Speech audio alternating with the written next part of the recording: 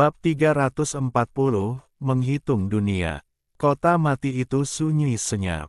Hanya sosok tinggi itu berdiri sendiri di jalan yang kosong, seolah diukir dari batu ajaib abadi, seolah-olah sudah ada di sana sejak zaman dahulu kala. Meskipun dia tidak bergerak, dan tidak ada fluktuasi energi yang terpancar darinya, dia memberi orang-orang perasaan tertekan yang menggetarkan jiwa. Tampak bukan manusia, melainkan lautan luas, ombaknya megah dan tak berbatas, tampak pula langit berbintang, luas dan tak berujung. Jelas terlihat seseorang berdiri di sana, tetapi seolah-olah 3.000 dunia benar-benar terpaku pada kota yang mati itu. Xiao Chen dan Qing Qing tidak berani bergerak. Bukan karena mereka pengecut, tetapi karena pria itu terlalu kuat. Hanya berdiri santai di jalan, dia memiliki momentum seperti itu. Orang bisa membayangkan betapa mengerikannya pria ini. Bahkan si binatang kecil keke pun sangat gugup dan tidak berani lagi bersikap nakal seperti biasanya. Ia berbaring di pelukan Qing Qing dan menatap pria itu dengan mata besar. Kain kafan itu berkibar tertiup angin, membuat sosok tinggi di jalan itu tampak semakin agung. Pada saat ini, saat angin bertiup, rambut sepinggangnya berkibar, dan dua lampu hijau yang menggetarkan jiwa bersinar melaluinya. Apakah itu tatapan orang itu? Kok bisa seseram itu? Tak ada lagi putih matanya, tak ada lagi pupilnya, yang ada hanya dua cahaya biru yang menyilaukan, bagaikan cahaya jiwa di rongga mata tengkorak, amat mengerikan dan mencekam. Dia menatap dingin ke arah Xiao Chen dan Qing Qing.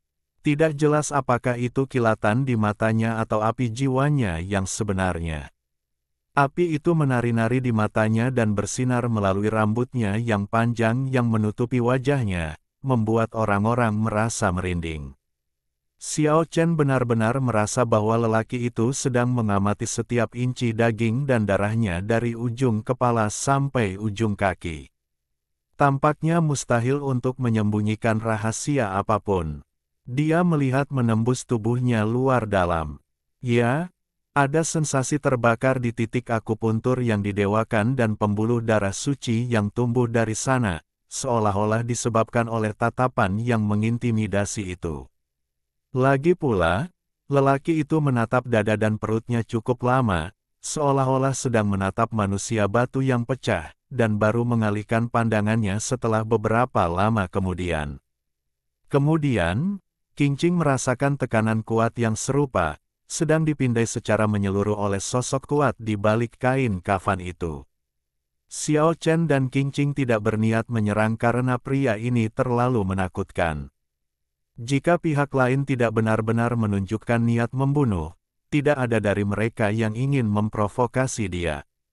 Akhirnya, sosok tinggi di jalan kosong itu memandang kekeh. Kali ini dia benar-benar bergerak dan mengulurkan tangannya dengan perlahan, namun tangannya tertutup oleh kain kafan sehingga lengannya tidak terlihat dengan jelas. Ah!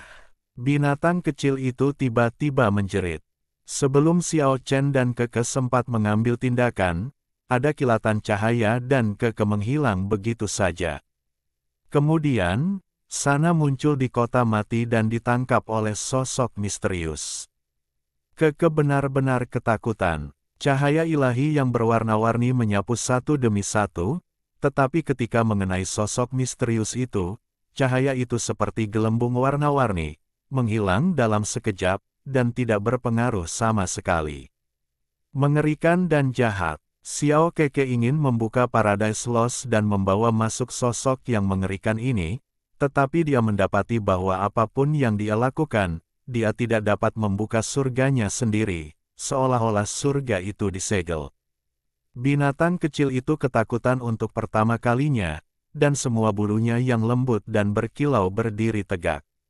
Ia memamerkan gigi dan cakarnya, dan melambaikan tirai cahaya berwarna-warni.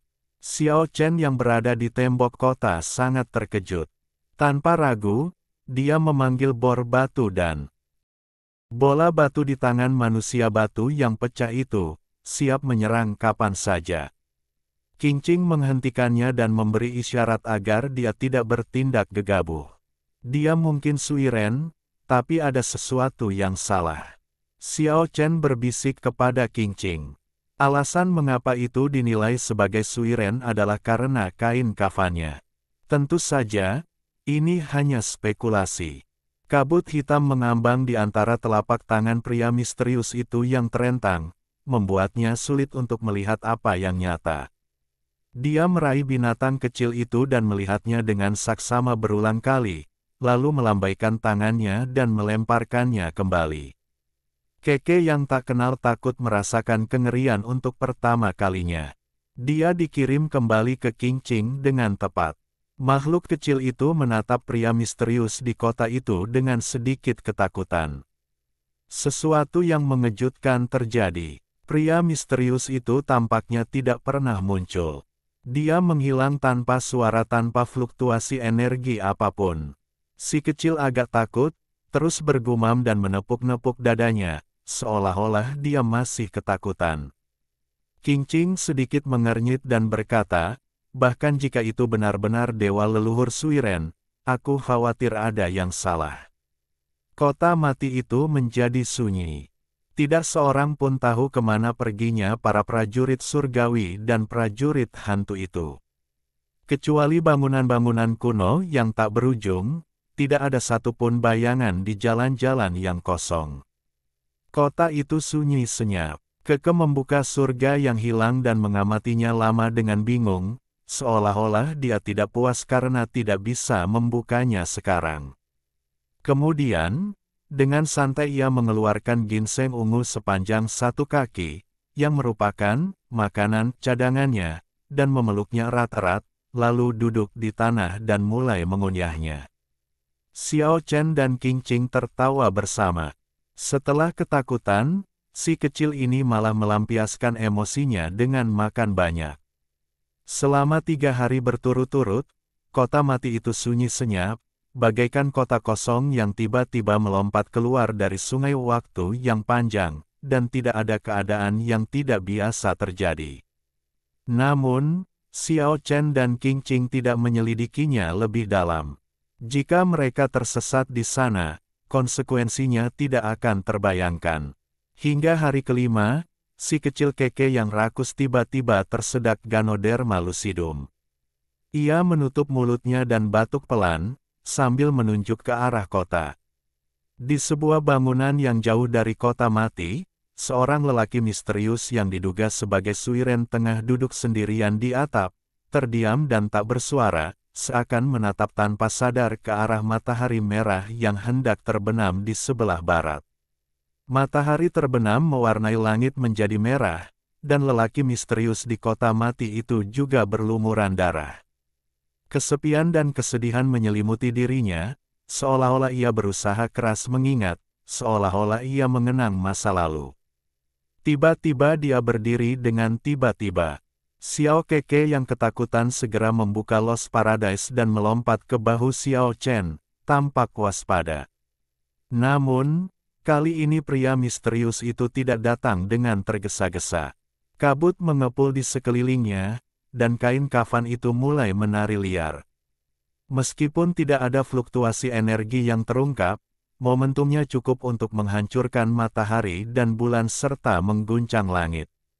Sebuah tangan besar terjulur tanpa suara ke langit yang jauh. Dengan suara keras, sebuah pulau suci yang tersembunyi di awan runtuh di tempat. Kemudian seorang wanita tua berlari keluar dengan panik. Ternyata itu adalah wanita 3 bayi. Dia sangat terkejut. Dia tidak menoleh ke belakang dan terbang menjauh. Pria misterius di kota mati itu mengulurkan telapak tangannya yang besar dan menekan dengan keras. Jeritan yang menggetarkan bumi terdengar di langit yang jauh. Wanita 3 bayi meninggalkan separuh tubuhnya yang hancur, menerobos saluran ruang angkasa dan menghilang di dalamnya. Tangan besar yang terulur dari kota mati itu langsung ditarik kembali, lalu sosok di bangunan itu menghilang tanpa suara lagi. Xiao Chen dan Qingqing saling berpandangan, keduanya terkejut. Siapa yang bisa menghentikan kekuatan bertarung seperti itu? Kemungkinan besar ini adalah dewa leluhur Suiren. 3 hari kemudian, Xiao Chen dan Qingqing membawa Keke pergi. Belum lagi kekuatan misterius lainnya di kota mati, hanya kehadiran sosok yang belum pernah terjadi sebelumnya di sini membuat mustahil bagi siapapun untuk mengambil alih tempat ini. Qingqing bingung dan berkata, apa yang terjadi dengan dewa leluhur Suiren? Kondisinya tampaknya tidak baik. Xiao Chen dan yang lainnya meninggalkan Yongsu. Pada saat ini, perubahan luar biasa terjadi di Jiushu. Energi spiritual semakin meningkat. Di atas setiap Jiushu, sebuah lampu kuno misterius muncul dan bertengger di langit di atas Jiushu. Murid-murid langsung Banzu menjadi panik, karena perubahan ini tampaknya bukan hal baik bagi Banzu. Bersamaan dengan itu, pulau-pulau kuno, gurun-gurun, kota-kota besar, DCB, yang tampak di seberang lautan, meski sebenarnya tidak tampak seperti kota mati, namun makin lama makin tampak jelas, dan hari ketika mereka muncul di dunia manusia mungkin tidak lama lagi. Beberapa orang dari dunia keabadian menyadari bahwa bayangan raksasa misterius yang turun itu tampaknya berisi lembah perang tempat klan perang yang menghilang tinggal, Gunung Li tempat klan orang Li tinggal, Pulau Naga tempat naga barbar tinggal, dan desa dewa yang mengambang. Beberapa orang dari dunia kultivasi menyadari bahwa bayangan raksasa yang turun itu berisi beberapa area misterius dari dunia kultivasi. Selain itu, ada beberapa bayangan raksasa misterius yang asal-usulnya tidak dapat diketahui siapapun. Di kota Yanjing yang makmur, arus lalu lintasnya konstan, toko-toko berjejer di kedua sisi jalan, dan orang-orang datang dan pergi di jalan. Sejumlah besar anak-anak berkumpul di sekitar pelatih monyet, banyak anak muda berkumpul di sekitar praktisi pemecah batu, dan sejumlah besar orang tua berkumpul di sekitar penyanyi opera. Meski bukan sebuah festival, Yanjing tetap saja ramai dan semarak di hari biasa. Xiao Chen datang ke Yanjing untuk menyelesaikan urusan dengan Zhao Liner. Terlepas dari apakah dia mengirim pasukan untuk menyerang kota mati di bawah tekanan, Xiao Chen merasa bahwa dia harus keluar dan menangani beberapa hal. Kekuatan sekte utama di istana harus diberantas, dan kuil-kuil di Kyushu harus dihancurkan. Hitunglah langit, bumi, dan semua urusan dunia. Tidak jauh dari sana, seorang peramal yang sangat elegan sedang duduk di belakang meja, melambaikan spanduk di tiang bambu, dan berkata, jika Anda tidak dapat memprediksinya, Anda akan kehilangan uang. Xiao Chen sama sekali tidak mempercayai para penipu ini. Namun, binatang kecil keke melompat ke atas meja dengan ekspresi penasaran di wajahnya, menunjuk ke peramal itu, lalu menunjuk ke dirinya sendiri. Dasar rakus. Sang peramal tidak mengusirnya, tetapi mengatakannya dengan serius. Keke langsung melotot marah ke arahnya dan membuat beberapa gerakan mengoceh, yang artinya dia harus terus menghitung. Peramal yang tampak sangat anggun itu menyentuh kepalanya dan berkata, meskipun para dewa iri padamu, aku tidak bisa menguburmu. Xiao Chen langsung terkejut. Peramal ini tampaknya bukan orang yang sederhana. Mungkinkah dia seseorang dari dunia kultivasi? Kalau begitu, kau juga bisa memperkirakan takdirku. Xiao Chen duduk. Anda tidak akan hidup lama, kata sang peramal dengan tenang. Si kecil keke langsung menjadi tidak senang dan menatap peramal itu dengan marah. Peramal itu sangat tenang. Ia menatap telapak tangan Xiao Chen dan berkata, kau telah membunuh terlalu banyak orang. Qingqing tersenyum dan berkata, para penyihir terbiasa melebih-lebihkan sesuatu. Jika kau memiliki kemampuan yang nyata, ceritakan padaku secara terperinci. Peramal yang anggun itu tersenyum dan menggelengkan kepalanya, berkata, aku dapat menghitung langit, bumi, dan semua uru san di dunia. Aku tidak sebanding dengan para penyihir itu. Ia menatap Xiao Chen lagi dan berkata, bahkan jika kau mati, kau tidak akan menyesal. Ada orang-orang penting yang dikubur bersamamu. Beberapa heksagram yang baru saja kubaca bernilai 2 raja ginseng emas ungu. Tolong bayar dulu. Ia tidak mengulurkan tangannya ke Xiao Chen, tetapi menatap Keke sambil tersenyum. Keke bergumam heran, karena di antara jatah yang disimpan, hanya tersisa 2 ginseng emas ungu. Jika surga yang hilang tidak dibuka, dia akan benar-benar curiga bahwa peramal itu telah melihatnya terlebih dahulu. Xiao Chen memberi isyarat, berikan padanya. Keke kecil dengan berat hati mengeluarkan 2 raja ginseng emas ungu yang panjangnya sama dengan dirinya. Karena kamu bisa menghitung langit, bumi, dan semua urusan dunia, maka bicarakanlah tentang langit dan bumi ini, dan dunia manusia ini. Aduh, sang peramal berwajah serius, dan setelah menarik napas, dia berkata, Nuwa, Fuxi, dan Suiren memimpin umat manusia untuk menembus duri dan membuka jalan ke depan. Semuanya demi kelangsungan hidup umat manusia. Para leluhur mengorbankan hidup mereka dan menumpahkan darah mereka, dan mayat yang tak terhitung jumlahnya pun tertinggal. Pada akhirnya, mereka membuka tempat untuk bertahan hidup bagi umat manusia di padang gurun yang luas dan menggubah satu lagu epik tentang darah dan air mata. Namun, jalan menuju kelangsungan hidup yang diaspal oleh para leluhur dengan daging dan darah, pada akhirnya, tidak sebaik lagu ilahi yang ilusi. Orang suci agung, yang imajiner dibiarkan mengesampingkan leluhur umat manusia dan bahkan memperbudak leluhur kita. Melihat bahwa peramal yang elegan itu semakin bersemangat, Xiao Chen menjadi sangat serius. Bagaimana mungkin orang seperti itu bisa menjadi dukun biasa? Umat manusia makmur dan dapat berdiri di tanah ini, tetapi lagu-lagu pertempuran yang ditulis oleh para leluhur kita dengan darah dan nyawa mereka telah lama dilupakan oleh dunia. Banyak orang lebih suka menyanyikan lagu dewa yang ilusi. Air mata benar-benar mengalir di wajah peramal itu, dan dia berkata dengan marah, ilusi dan kenyataan terbalik. Yin dan yang bertarung, siapa yang menangis darah?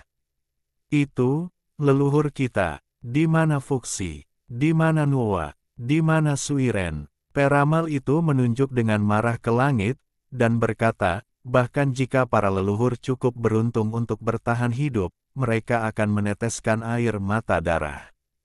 Kata-kata peramal itu seperti guntur, mengguncang awan di langit dan runtuh.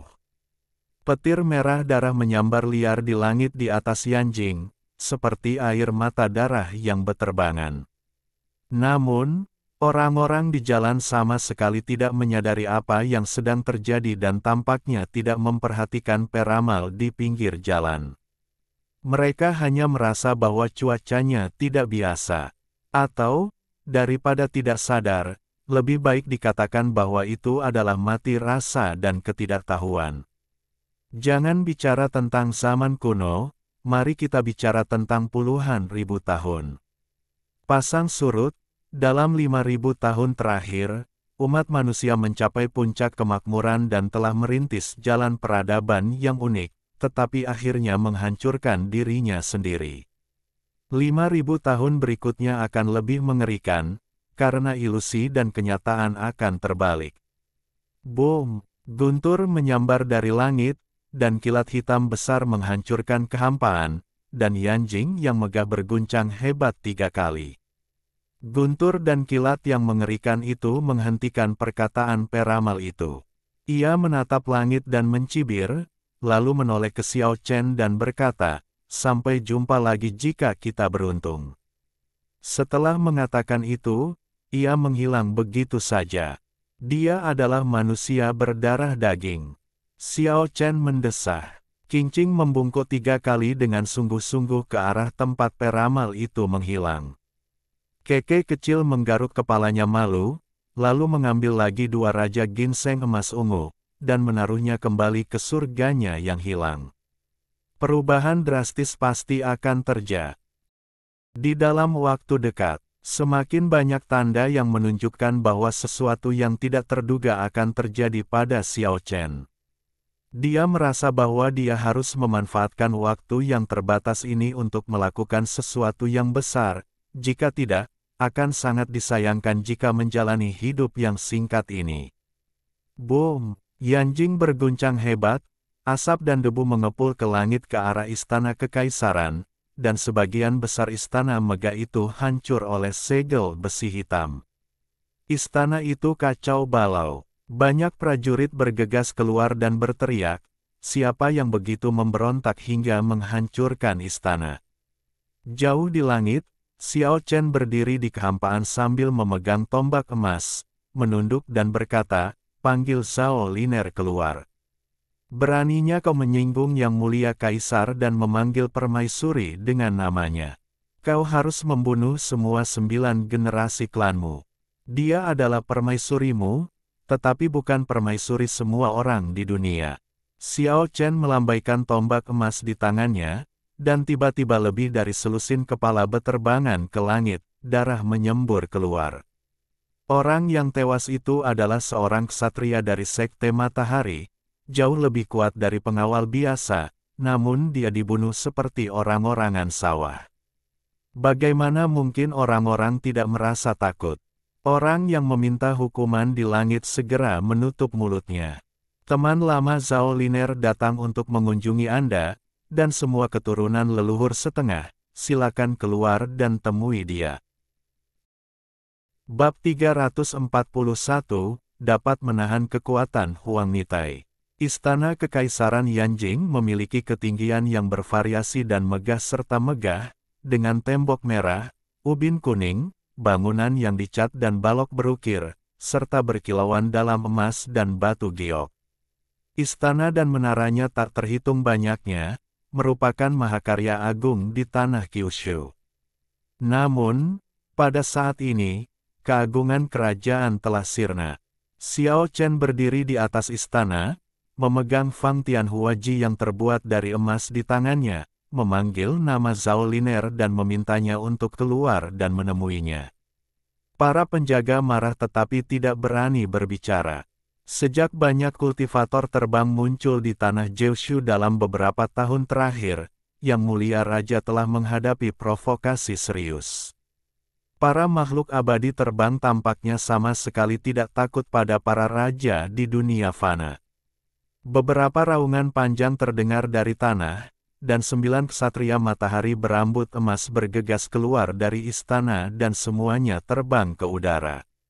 Mereka mengenakan baju zirah suci berwarna emas dan memegang senjata suci berwarna merah darah di tangan mereka. Tanpa berkata apa-apa, mereka langsung menyerang Xiao Chen. Cahaya keemasan di sekeliling mereka sangat terang, seperti 9 api suci yang melompat di langit. Cahaya bilah pedang yang menyala-nyala dan energi pedang bagaikan meteor yang melesat melintasi langit, sangat menyilaukan, tetapi hidup ini sangat singkat. Ia cemerlang sesaat, lalu mulai menurun, memudar seperti kembang api. Sinar pedang emas yang melesat ke langit semuanya dihancurkan oleh tombak dewa. Xiao Chen menyapu keempat arah dengan tombak emas di tangannya. Semua senjata suci dan bilah tajam di tangan para ksatria pirang itu terpotong dan berubah menjadi besi tua. Kemudian Fang Tianhuaji berputar dan menebas, dan 9 kepala mengerikan terbang miring. Darah menyembur keluar dari mayat-mayat tanpa kepala yang tingginya beberapa meter. Langit diwarnai merah dengan darah, dan kabut darah bertahan di udara. Xiao Chen perlahan turun, memegang tombak emas berdarah, dan berjalan di istana megah Raja Manusia seolah-olah dia berada di tempat kosong. Tidak ada yang berani menghentikannya. Semua orang tanpa sadar melangkah mundur, membiarkan Xiao Chen melangkah menuju ke dalam istana. Qingqing dan Keke tidak ikut bersama mereka. Xiao Chen tidak ingin mereka menjadi pusat kecemburuan di antara para murid Banzu, jadi dia akan melakukan segalanya. Karena dia sudah memiliki reputasi buruk, dia tidak peduli jika dituduh melakukan beberapa kejahatan lagi. Tentu saja, Qingqing dan Keke juga tidak tinggal diam. Akan tidak adil bagi mereka berdua jika mereka tidak pergi dan merampok tempat itu. Xiao Chen, kau sudah bertindak terlalu jauh. Sebuah raungan marah terdengar dari aula samping, dan dua anggota keluarga Hu bergegas keluar, menatap tajam ke arah musuh jahat di depan mereka. Sejak jejak mereka terbongkar, mereka pun keluar meskipun tahu mereka bukan tandingan, karena mereka sangat membenci Xiao Chen. Orang gila ini membantai area penting keluarga Hu dan berseteru dengan mereka. Klan Kucing Putih. Xiao Chen menunjuk mereka dengan Fang Tianhuaji dan berkata, "Aku hanya mencari kalian. Di mana kucing tua, dan di mana Hai Yunsui dan yang lainnya? Kalian bisa tetap diam, tetapi aku akan mencari mereka sendiri dari kesadaran kalian." Kebencian antara kedua belah pihak tidak dapat diselesaikan sama sekali. Tanpa basa-basi lagi, dua tuan muda dari keluarga Hu bergegas maju. Raungan harimau mengguncang Yanjing, dan gelombang suara yang merusak langsung menuju Xiao Chen. Namun, jika dibandingkan dengan level Xiao Chen, dia hampir tak terkalahkan di antara generasi muda. Dia menunjukkan kekuatan sihir spasialnya, memenjarakan gelombang suara kematian, dan kemudian menebas retakan ruang yang besar, dan dua tuan muda dari keluarga Hu tewas seketika. Begitu bersih dan rapi, perbedaan kekuatannya begitu besar sehingga membunuh semudah menyayangi. Indra ketuhanan yang kuat menyapu untuk mencari tanda di kesadaran spiritual yang tersisa, dan menemukan bahwa tidak ada informasi tentang keluarga Hu. Seharusnya para penguasa keluarga Hu terlalu berhati-hati dan menghapus rahasia yang diketahui anak-anak yang pergi. Di depannya terdapat Taman Kekaisaran, dengan mata air yang mengalir deras, deretan batu-batu aneh, pepohonan yang rimbun, serta banyak paviliun dan menara yang tersebar di sekelilingnya. Zhao Liner berdiri di atas jembatan lengkung batu kecil yang terbuat dari marmer putih, mengenakan jubah naga dan phoenix yang berkilauan serta mahkota yang berkilauan bertatahkan mutiara, yang membuat wanita yang sudah sangat cantik itu tampak lebih agung dan mulia, sejalan dengan statusnya sebagai seorang permaisuri. Tidak ada ahli di sana yang melindunginya, sepertinya dia menunggu di sini secara khusus untuk bertemu Xiao Chen. Haruskah aku memanggilmu Ratu, atau Santo Matahari? Xiao Chen tampak sedikit mengejek di wajahnya, tetapi tombak emas berdarah di tangannya dipenuhi dengan aura pembunuh. Zhao Liner tersenyum manis dan berkata, "Kamu boleh memanggilku apapun yang kamu mau. Kamu cukup memanggilku dengan namaku." Dia tidak bersikap seperti seorang ratu. Dia tampaknya sangat memahami situasinya saat ini. Identitas kedua orang itu sekarang sangat berbeda. Saat mereka semua masih manusia biasa, Zhao Liner adalah putri dari keluarga kerajaan, tidak ada seorang pun di dunia ini yang mampu menolaknya. Xiao Chen yang diburu oleh Yu Kunlun tidak punya cara untuk naik ke langit atau turun ke bumi, dan akhirnya melarikan diri ke dunia keabadian.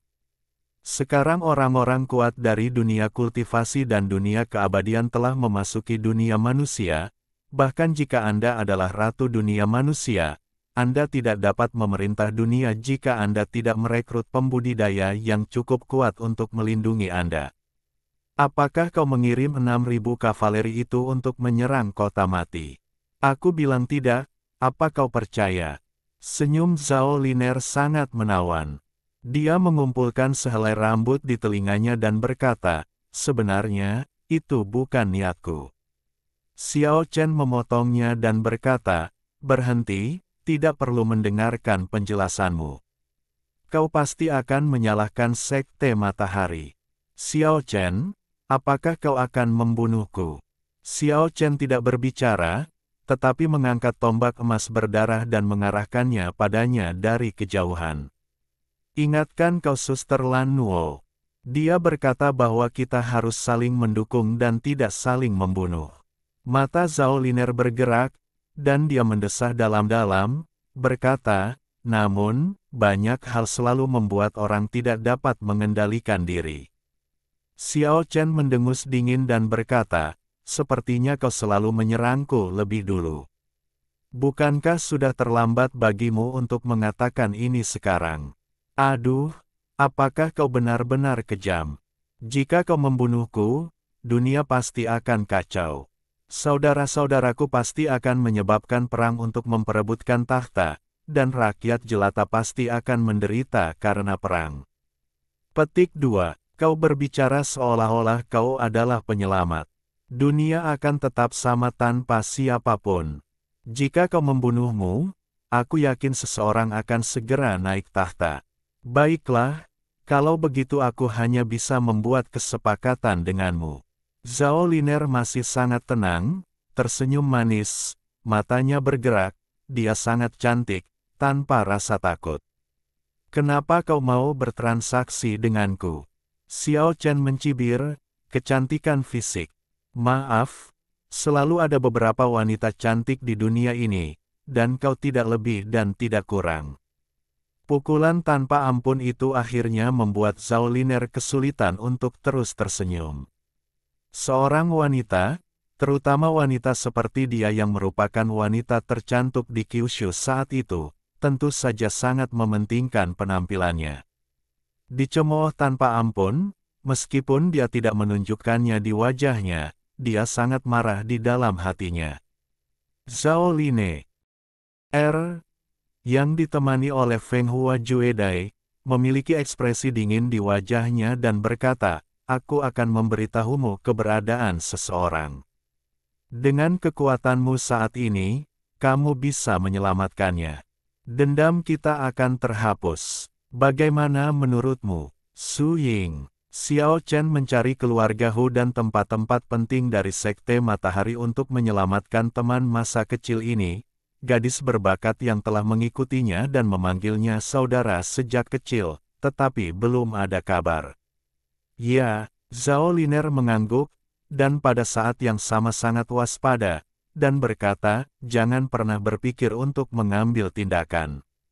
Ini adalah seberkas inkarnasiku. Jika kau ingin mengambil tanda spiritualku, tubuh asliku punya cukup waktu untuk menghancurkan dirinya sendiri.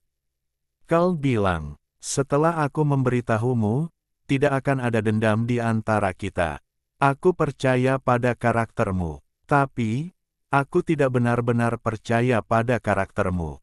Kau, Zhao Liner merasa malu dan marah, dan mahkota serta gaun pengantinnya bergetar, tetapi pada akhirnya dia hanya bisa menahannya dan memberitahu keberadaan Su Ying. Baiklah, aku akan mempercayaimu untuk sekali ini, tetapi jika itu berita palsu, kau tahu akibatnya. Xiao Chen menyimpan tombak emasnya dan berkata, di mana Hu Ben dan Putra Matahari? Mereka sudah pergi beberapa hari yang lalu. Xiao Chen berbalik dan terbang ke udara, tetapi dia tidak meninggalkan istana. Sebaliknya, dia bergegas ke kompleks istana dengan niat membunuh dan membunuh puluhan ksatria matahari dan murid-murid semi leluhur lainnya. Dia menyapu seluruh istana dan berani mengayunkan pisau jagal melawan penguasa Kyushu. Cara seperti itu benar-benar mengejutkan semua orang. Pada saat yang sama, Qingqing datang dengan keke yang puas. Hewan kecil itu sangat bersemangat dan terus mengoceh. Qingqing terkekeh, mencubit hidung halusnya, dan menariknya ke langit. Selama beberapa hari terakhir, tersebar kabar bahwa Xiao Chen telah menyerbu istana kekaisaran dan menyebabkan keributan di Yanjing. Dalam perjalanan keluar kota Loyang, Qingqing berkata terus terang, wanita itu tidak bisa dipercaya. Kurasa itu kemungkinan besar jebakan untuk memikatmu. Aku juga tidak begitu percaya padanya, tetapi dengan Huang Nitai di sini, keselamatanku tidak menjadi masalah. Ketika saatnya tiba, kalian berdua tidak perlu mengikutiku. Aku akan melepaskannya dan bersenang-senang. Kota Loyang, ibu kota para dewa sepanjang masa. Tembok kota yang panjang ini tampak seperti tembok besar, memberikan orang kesan megah saat dilihat dari jauh. Pada saat ini, Qingqing dan Keke telah berhenti dan menghilang ke dalam kegelapan. Sesampainya di sana, Xiao Chen mengerutkan kening. Di festival bunga peoni terakhir, ada desas-desus bahwa tempat ini luar biasa. Desas-desus mengatakan bahwa tempat ini memiliki kekuatan yang dapat menyaingi desa kuno Honghuang. Mungkinkah pengikut Banzu benar-benar menemukan sesuatu? Setelah mengitari kota, Xiao Chen terbang ke arah timur. 20 atau 30 mil jauhnya terdapat daerah pegunungan. Menurut Zhao Liner, ini adalah tempat rahasia Sekte Matahari. Berdiri di langit, tanpa merasakan fluktuasi energi apapun, Xiao Chen menggunakan indera spiritualnya untuk berpikir dengan saksama. Tampaknya ada napas kehidupan manusia di lembah di bawah. Dia turun dengan pedang di tangan dan memasuki lembah. Tetapi saat ini, dia tahu bahwa Zhao Liner berbohong. Dia putus asa dan ingin memasang jebakan untuk membunuhnya. Pemandangan di sekitarnya berubah drastis, dan formasi kuno 9 langit dan 10 bumi untuk membunuh dewa dan iblis muncul secara keseluruhan. Formasi itu dikenal sebagai salah satu dari 5 formasi pembunuh terkuat di dunia keabadian, dan formasi itu menjebaknya di dalam. Terlebih lagi, ada banyak harta karun seperti saraf surya, tanda suci harimau putih, lampu ajaib 3 bayi, del, yang tergantung di semua arah, menjaga gerbang ke semua arah. Dalam formasi pembunuh dewa dan pembasmi setan, pemandangan berubah drastis. Dalam sekejap mata, gunung pedang dan lautan api, serta api penyucian kematian muncul dan menelan Xiao Chen. Dia tetap tenang dan tak kenal takut, dan mengangkat pedangnya untuk melawan. Pada saat ini, terdengar suara ledakan keras, dan Xiao Chen merasakan kulit kepalanya mati rasa. Tanah di bawah kakinya yang terkurung oleh formasi itu retak. Itu semua karena tekanan besar dari atas. Ternyata itu adalah segel pembalik langit yang legendaris, yang turun seperti gunung besar, mencoba menghancurkannya menjadi bubur. Platform lumpur kuning muncul dengan sendirinya dan muncul di kaki Xiao Chen, dan energi hitam dan kuning membubung ke langit. Di bawah sekte asli, 12 dewa emas dari sekolah ortodoks akhirnya tidak bisa tinggal diam dan mengambil tindakan. Sial, dia meneteskan air liur. Di ruang titik akupuntur yang didewakan, Wu Tian mendesah dengan sangat menyesal, jika aku tidak terluka parah, aku akan langsung menghisapnya hingga kering. Itu akan menjadi tonik yang hebat. Hanya harta sihir kuno seperti itu yang berani berbicara begitu liar. Namun, setelah mendengar ini, Xiao Chen langsung menghancurkannya ke udara. Aku Akeong tanda pagar persen. Nak, kau ingin membunuhku? Sial, aku belum pulih. Jika aku melawannya, aku akan seperti naga yang berenang di air dangkal dan diganggu oleh udang. Hancurkan untukku, dan aku akan memberimu lonceng kaisar abadi nanti. Oke? Raung. Penampilan Wu Tian sangat mencengangkan. Bahkan lawannya pun terkejut. Jarang sekali melihat senjata ajaib yang bisa berteriak dan menjerit. Bang! Sebuah lonceng besar menghantam udara, dan suara lonceng yang bertahan lama hampir menghancurkan jiwa Xiao Chen. Ternyata itu adalah harta karun ajaib lonceng penjatuh jiwa dari Sekte Chan. Xiao Chen buru-buru mengucapkan suara surgawi, Om, yang langsung menenangkan jiwa yang hendak meninggalkan tubuh. Aliran ortodoks itu mengerahkan kekuatan yang besar, dan para pengikut aliran ortodoks yang telah lama menghilang muncul kembali satu demi satu, membawa berbagai harta ajaib dari jauh. Pada saat yang sama, para penguasa Sekte Matahari juga tampak rapat di langit yang jauh, bersinar dengan cahaya ilahi, seolah-olah puluhan juta matahari terbit pada saat yang sama, menyinari Xiao Chen. Putra Dewa Matahari memegang cermin ajaib dan secara pribadi mengambil tindakan, mengirimkan sinar cahaya yang merusak. Aohou, harimau putih meraung, dan para penguasa keluarga harimau juga menyerbu masuk, menggunakan kekuatan sihir mereka tanpa henti. Berbagai cahaya kekuatan sihir datang seperti kilat yang menyambar. Di sisi lain, putri kesayangan Sanying Taijun, Ye Xiao, memimpin banyak murid dan juga mengirimkan langit penuh senjata sihir kultivasi, yang jatuh seperti hujan deras. Selain itu, ada beberapa murid Banzu lainnya, itu hanya pertemuan besar, menyerang Xiao Chen dalam formasi pembunuh dewa dan pembasmi setan. Kekerasan menenggelamkan pusat formasi. Sial, aku tidak ingin bermain lagi, aku akan mundur.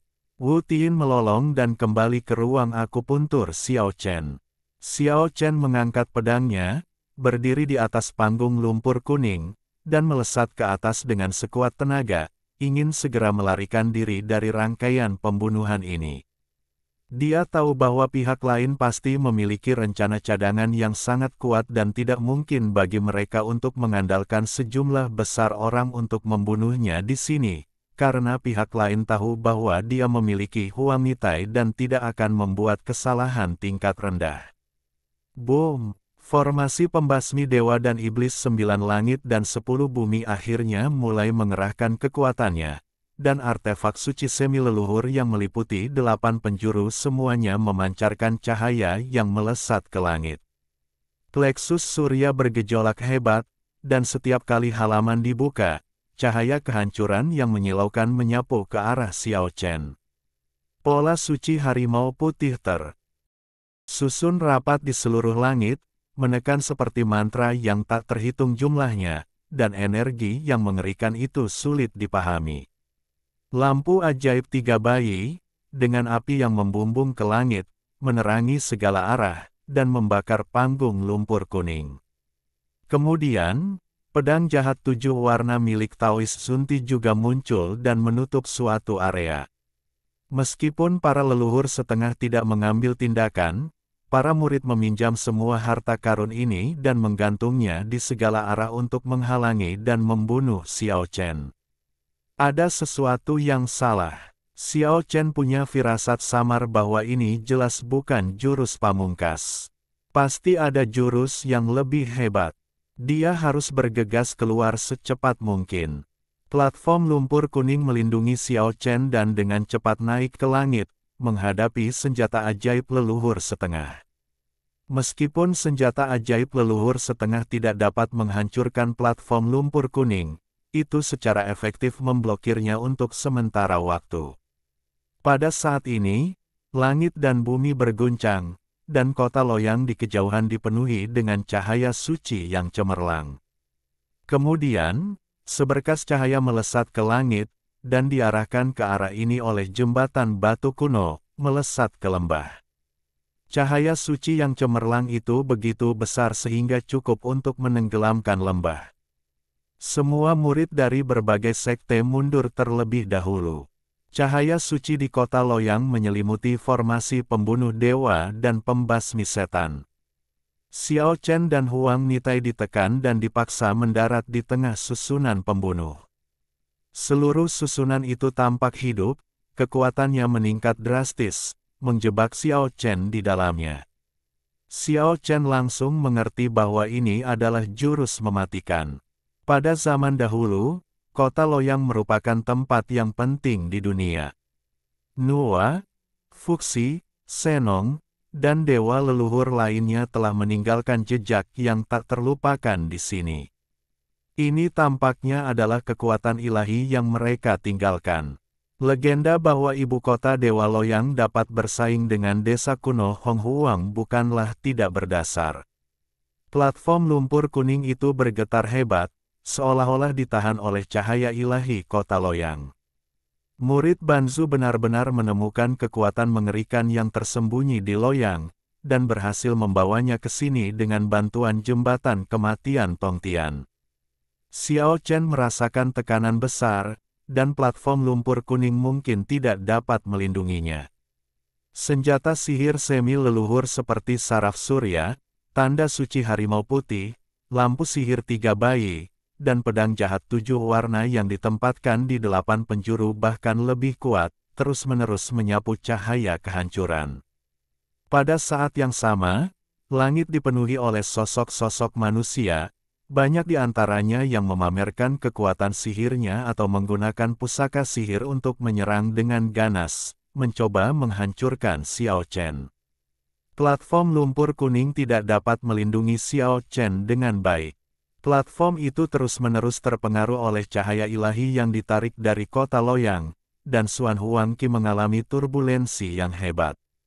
Bang! Segel pembalik langit itu hancur berkeping-keping, dan benar-benar menyerang area pertahanan terlemah, melukai Xiao Chen dengan parah dan menyebabkannya memuntahkan darah. Itu adalah harta karun spiritual yang bahkan akan disesali oleh para dewa. Dia mampu menahan setengah dari serangan itu dengan tubuh fisiknya, yang cukup membuatnya bangga. Orang-orang kuat yang tak terhitung jumlahnya di langit menyerang bersama-sama, mencoba menghancurkan platform lumpur kuning dan membunuh Xiao Chen. Xiao Chen sangat marah. Pada saat ini, pola sihir di tengah dahinya bergetar seperti mata vertikal, lalu semburan api hitam muncul. Sebuah lorong gelap terbuka di depannya, dan semburan napas yang mengerikan keluar darinya. Bab 342, Ribuan Mil Pertumpahan Darah. Xiao Chen terperangkap di lembah yang putus asa. Dia meraung ke langit, dan rambutnya yang tebal dan panjang berdiri tegak, menari-nari seperti api hitam.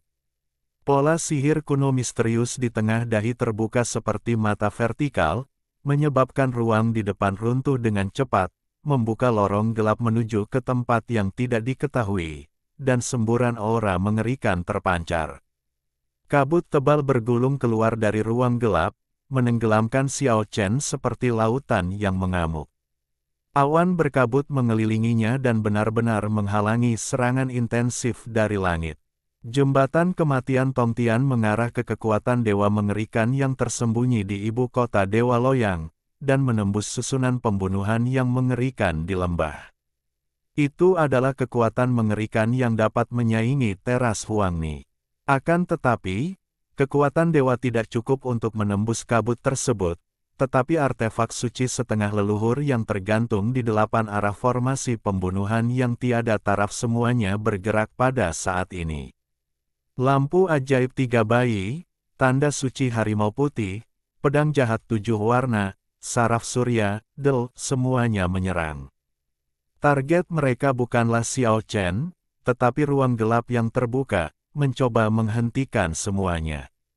Senjata-senjata suci yang banyak jumlahnya dapat memusnahkan ruang dan mencabik-cabik langit, kekuatannya tak terbayangkan. Di tengah suara gemuruh, mereka bergerak bersama dan secara paksa menutup ruang gelap. Pola sihir di dahi Xiao Chen menjadi sedikit redup, dan darah benar-benar mengalir keluar, meninggalkan dahinya berwarna merah darah. Akan tetapi, kabut yang menyembul keluar dari ruang gelap tadi tidak menghilang, malah menyelimutinya dari dalam, bagaikan baju besi yang tak mudah pecah, melindunginya dari serangan yang merusak. Platform lumpur kuning itu tampaknya memiliki roh dan merasakan situasi berbahaya Xiao Chen. Platform itu bergetar hebat, seperti lautan luas yang terbalik atau galaksi yang mengalir turun dari langit. Energi hitam dan kuning menjadi sangat kuat dalam sekejap, untuk sementara mengalahkan cahaya ilahi yang keluar dari ibu kota ilahi Loyang, dan pada saat yang sama hampir menghancurkan formasi pembunuh yang tiada taraf. Pedang jahat 7 warna, lampu ajaib 3 bayi, saraf matahari dan senjata suci lainnya dengan cepat membubung ke langit, menghindari 2 energi Xuan Huang, dan menjaga 8 penjuru, menstabilkan formasi pembunuhan kuno yang runtuh. Xiao Chen dikelilingi kabut, yang membuatnya tampak seperti bayangan iblis. Pada saat ini, pedang di tangannya menyatu dengannya, memadatkan kekuatan yang sangat kuat. Cahaya pedang yang terang melesat ke langit, menghancurkan puluhan senjata ajaib. Tumpukan besi tua dan batu giok jatuh dari langit, dan banyak orang berteriak marah dan menyatakan kesedihan yang mendalam. Pada saat ini, formasi kuno untuk membunuh dewa dan menghancurkan iblis bergetar hebat, dan gunung pedang dan lautan api menekan ke arah Xiao Chen. Ini adalah kekuatan formasi pembunuh kuno, dan ini baru permulaan. Dengan perlindungan artefak suci semi leluhur dan kekuatan yang dilengkapi oleh cahaya suci ibu kota ilahi Loyang, ia dapat terus berkembang menjadi kekuatan pembunuh yang mengerikan. Lautan api turun lebih dulu. Itu adalah api yang dapat menghancurkan para dewa. Itu adalah warna merah darah yang aneh. Tampaknya bukan api yang melonjak, tetapi darah yang melonjak. Itu bergegas menuju Xiao Chen, dan ruang itu tampaknya meleleh. Mengerikan sekali, kalau tidak mengapa ia disebut sebagai salah satu dari 5 formasi paling berbahaya di dunia keabadian. Xiao Chen berada dalam situasi yang sangat berbahaya. Dia mengayunkan pedangnya, dan meskipun ratusan energi pedang yang menyala-nyala melesat ke langit, mereka tidak dapat memadamkan lautan api yang dapat membakar para dewa hingga mati. Musuh Diel. Langit berteriak, mengguncang bumi dan langit, dan senjata ajaib terus turun dari langit. Pada saat yang sama, segunung pedang muncul dari kobaran api dan menebas ke arah Xiao Chen. Energi pedang cemerlang yang dipancarkan oleh segunung pedang besar itu tak terbayangkan, menyapu bersih semua benda yang berwujud. Untungnya, ini adalah formasi pembunuhan tertutup, jika tidak, area dalam radius ribuan mil kemungkinan akan hancur total. Itu benar-benar lautan api dan pedang. Keduanya konsisten satu sama lain dan berpadu dalam segala hal, membunuh para dewa dan menghancurkan makhluk abadi. Jika Anda tidak dapat melarikan diri dari formasi ini, Anda pasti akan berakhir dalam kehancuran. Xiao Chen tidak memiliki rasa takut, tetapi hanya memiliki niat membunuh. Banyak murid semi leluhur bergabung untuk menyergapnya, memaksanya untuk menggunakan kekuatan maksimalnya untuk melawan. Dia menenangkan pikirannya dan memanggil bor batu dari manusia batu yang rusak di tubuhnya, memegangnya di tangannya dan melemparkannya keluar dengan sekuat tenaga. Peralatan batu yang mengerikan versus lautan api dan pedang. Berlian batu itu dulunya dimiliki oleh Sui Ren, dan diperoleh oleh Xiao Chen di hutan belantara selatan alam Changsheng. Selain memiliki kekuatan mematikan yang mengerikan, berlian itu juga memiliki sedikit api. Tanpa fluktuasi energi apapun, ia menggambar lengkungan anggun di langit dan kemudian langsung menghantam gunungan pisau. Boom! Langit berguncang dan bumi bergetar.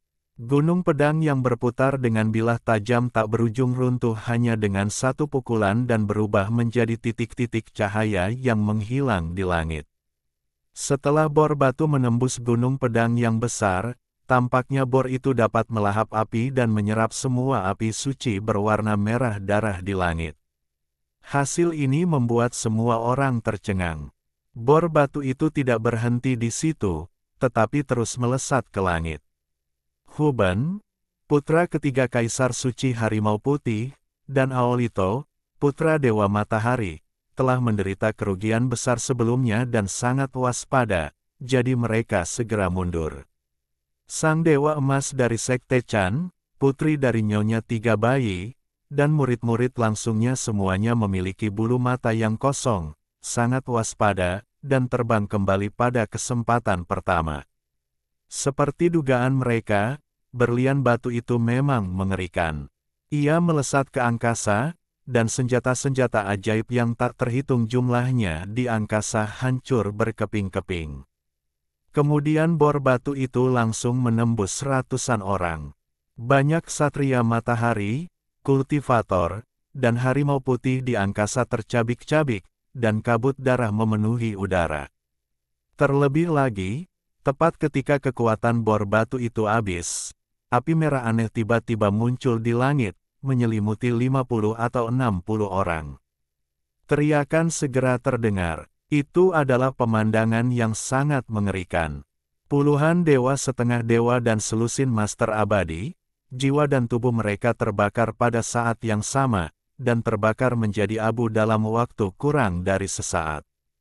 Setelah banyaknya korban, bor batu akhirnya kehabisan tenaga.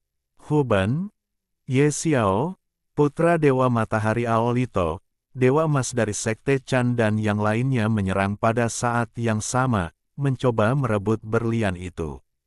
Namun, tanpa suara, berlian batu itu lenyap begitu saja dan kembali lagi ke tangan manusia batu di tubuh Xiao Chen, meninggalkan semua orang dengan tangan kosong.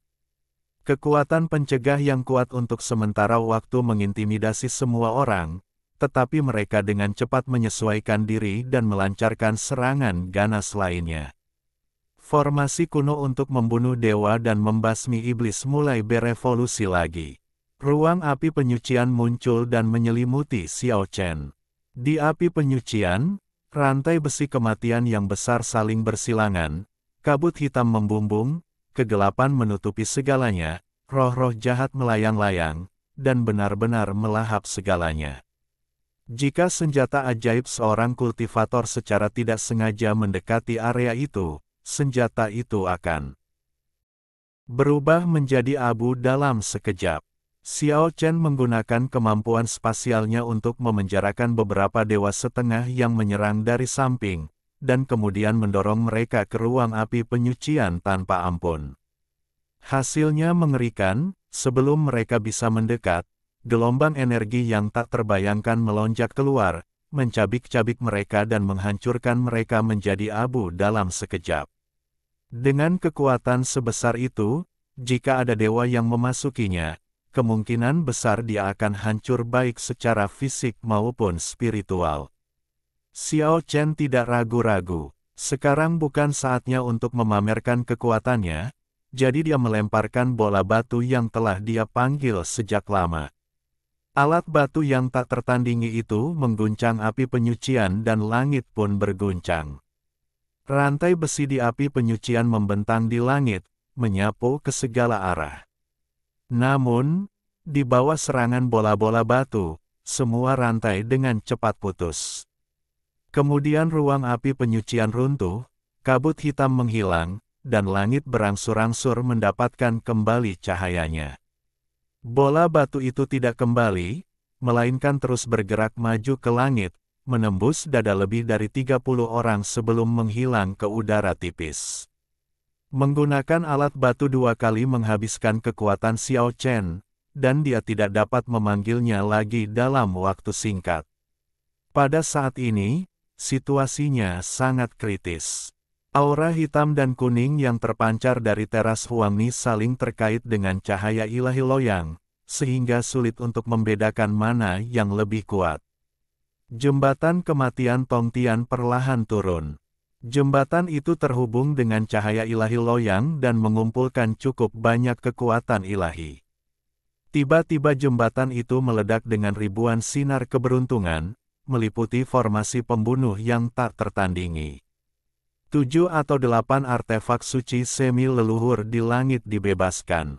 Mereka tidak perlu lagi menjaga gerbang formasi kuno. Mereka semua jatuh dan datang untuk membunuh Xiao Chen. Pria botak itu dalam bahaya hidup dan mati. Rambut panjang Xiao Chen berdiri terbalik, dan rambut hitamnya melonjak seperti api neraka. Pola sihir di dahinya berlumuran darah dan mekar dengan cemerlang lagi. Ruang di depan terbuka lagi, dan dunia gelap muncul. Dia sendiri tidak tahu bagaimana menggunakan kekuatan pola sihir di dahinya, dan tampaknya dia dipaksa keluar dari sana. Senjata suci semi leluhur datang untuk membunuh pada saat yang sama, tetapi pada saat ini, bayangan kota besar tiba-tiba muncul di ruang gelap. Sebaliknya, di kota besar itu, sebuah bayangan hitam tinggi berdiri dengan tenang, seolah berada tepat di hadapannya. Tiba-tiba, dia menoleh dengan tiba-tiba. Ada kabut hitam pekat yang berputar-putar, dan wajahnya tidak terlihat. Hanya dua lampu hijau yang terlihat memancar dari matanya, yang tampaknya membuat suhu formasi pembunuh yang tak tertandingi ini turun dengan cepat. Angin kencang bertiup, dan kain kafan di tubuhnya berdesir. Itu, kota mati, apakah itu Suiren? Hati Xiao Chen terguncang. Sosok tinggi yang muncul dari ruang gelap itu tampak setinggi dan tak terjangkau seperti gunung, tetapi segera menghilang.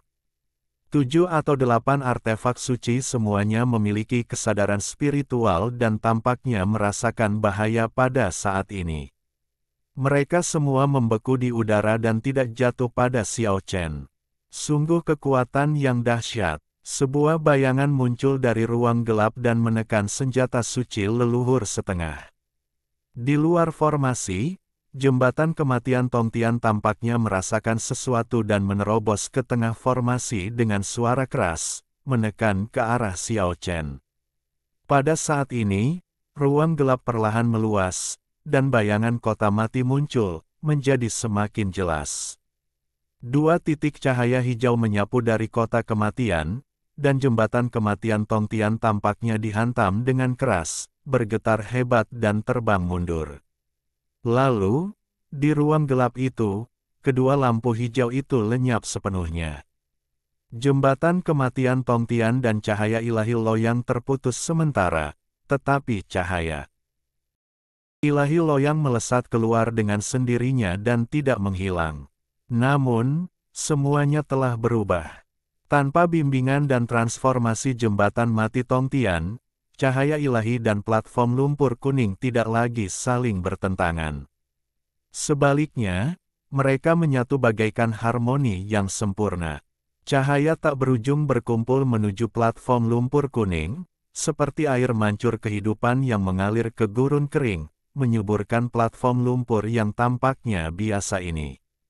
7 atau 8 artefak suci dengan tegas mundur, melesat ke langit, dan melayang ke segala arah formasi pembunuhan. Namun, para pengikut garis keturunan Macan Putih, Sekte Dewa Matahari, Sekte Chan, dan sekte-sekte besar lainnya tidak menyerah. Sebaliknya, mereka menjadi semakin gila. Tidak ingin kebuntuan yang telah diatur dengan hati-hati itu dibalik. Mereka mencoba yang terbaik untuk meluncurkan susunan pembunuh. Pada saat ini, formasi kuno 9 langit dan 10 bumi untuk membunuh para dewa dan membasmi iblis menyelimuti seluruh lembah. Tekanan agung itu tak terduga, dan aura pembunuh bergulir kembali ke 9 langit. Ada artefak suci semi leluhur yang menekan 8 arah formasi kuno, dengan kuat menutup setiap pintu formasi pembunuh yang tiada taraf. Dua energi Xuan dan Huang berputar-putar, terus-menerus menyatu dengan cahaya ilahi Loyang. Platform Huangni sebenarnya menyerap kekuatan ibu kota ilahi kuno. Musuh yang tak terhitung jumlahnya berbaris di langit dan mengeluarkan senjata sihir yang tak terhitung jumlahnya, terbang di seluruh langit seperti belalang dan bintang, menutupi langit dan bumi, dan kekuatan penghancur melonjak. Sinar ajaib di langit jatuh seperti tetesan air hujan, dan setiap inci ruang dipenuhi dengan kekuatan kematian, siap menerobos kabut dan merenggut nyawa Xiao Chen kapan saja.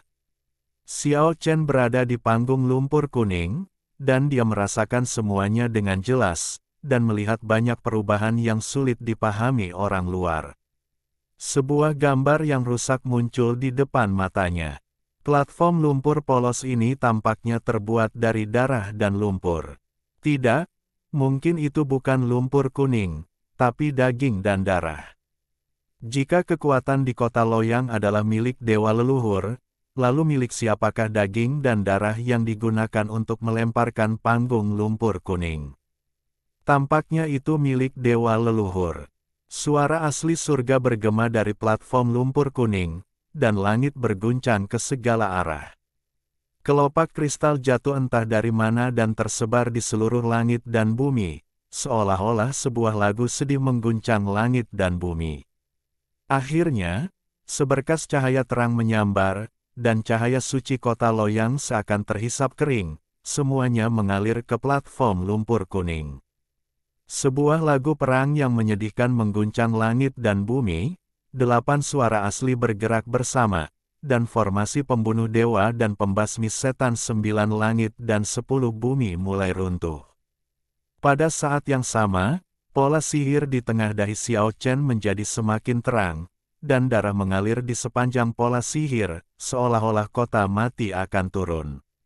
Boom! Suara pintu gerbang kota didorong terdengar, dan di ruang gelap yang jauh, pintu gerbang kota mati terbuka lebar. Ratusan tentara surgawi dan tentara hantu tampaknya dipanggil, muncul di dunia nyata, dan berkumpul di sekitar platform lumpur kuning. Kota mati itu tidak benar-benar tiba, tetapi pola ajaib di tengah dahi Xiao Chen benar-benar memanggil prajurit terakota yang hidup. Bunuh! Xiao Chen berdiri di atas panggung lumpur kuning, mengayunkan pedang di tangannya dan mengarahkannya ke langit.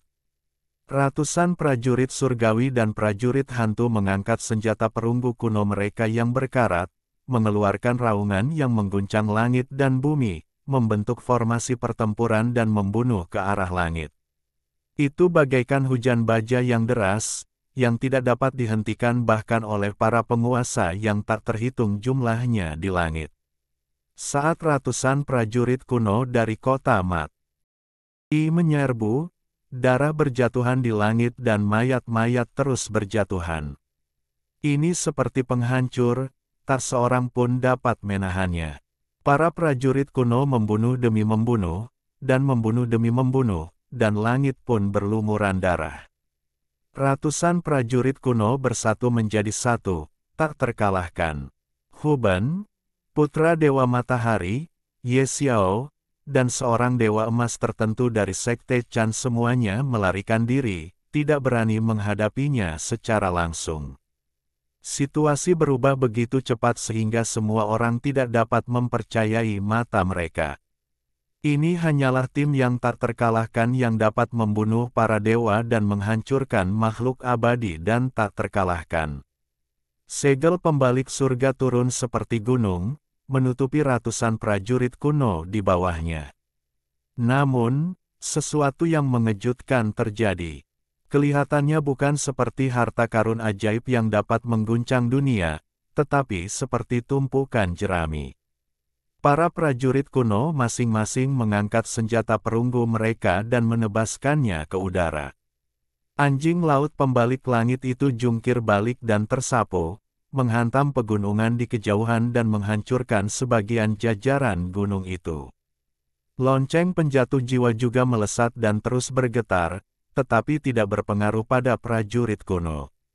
Mereka tampaknya tidak memiliki jiwa dan tidak terpengaruh oleh apapun. Prajurit kuno perunggu berkarat itu terangkat tinggi, hampir menyebabkan harta spiritual itu hancur secara langsung. Pengendali lonceng yang ketakutan itu buru-buru mundur. Tali pengikat abadi melilitnya, dan setelah ditebas oleh tombak perunggu, tali itu hancur berkeping-keping. Harta karun ajaib untuk budidaya beterbangan di seluruh langit, tetapi pedang abadi yang tak terhitung jumlahnya dihancurkan oleh senjata perunggu kuno, membuatnya mustahil untuk mendekat sama sekali. Situasinya telah sepenuhnya berbalik. Sekarang Xiao Chen berdiri di atas panggung lumpur kuning, memegang pedang, dan dia tidak perlu melakukan apapun sendiri. Ratusan prajurit terakota hidup, tidak terkalahkan dan tidak ada yang bisa menghentikannya. Namun, siapapun yang mencoba mencegat mereka akan terbunuh. Para prajurit kuno itu melesat melintasi langit, tak terkalahkan. Ini tampaknya bahkan lebih mengerikan daripada ksatria Dewa Matahari yang dapat mengguncang setengah leluhur dari kultus matahari. Cahaya ilahi loyang diambil oleh Huang Nitai, formasi kuno pembunuh dewa dan iblis di 9 langit dan 10 bumi runtuh, dan jembatan kematian Tongtian serta artefak suci setengah leluhur telah menerobos udara dan terbang menjauh. Kebuntuan itu pecah, dan semua sekte besar dibantai oleh para prajurit kuno kota mati. Mereka tidak dapat bertahan lagi, dan situasi yang baik itu hilang selamanya. Semua orang mulai melarikan diri dengan panik. Bunuh mereka. Pola sihir di dahi Xiao Chen melonjak. Dia berdiri di atas panggung lumpur kuning dengan pedang perang di tangannya. Dia bergegas ke depan dan memimpin ratusan prajurit kuno dari kota mati untuk mengejar dan membunuh orang-orang kuat itu. Langit berlumuran darah, berhamburan ke segala arah. Tentara sekutu hancur total, dan mayat-mayat yang tak terhitung jumlahnya jatuh dari langit. Pengejaran itu berlangsung sejauh ribuan mil, dengan mayat-mayat bergelimpangan tak berujung dan darah mengalir seperti sungai. Pertempuran ini menggemparkan dunia dan meninggalkan jejak mendalam dalam sejarah kultivasi, menjadi pertempuran berdarah yang akan membuat para kultivator generasi berikutnya merinding ketika membicarakannya.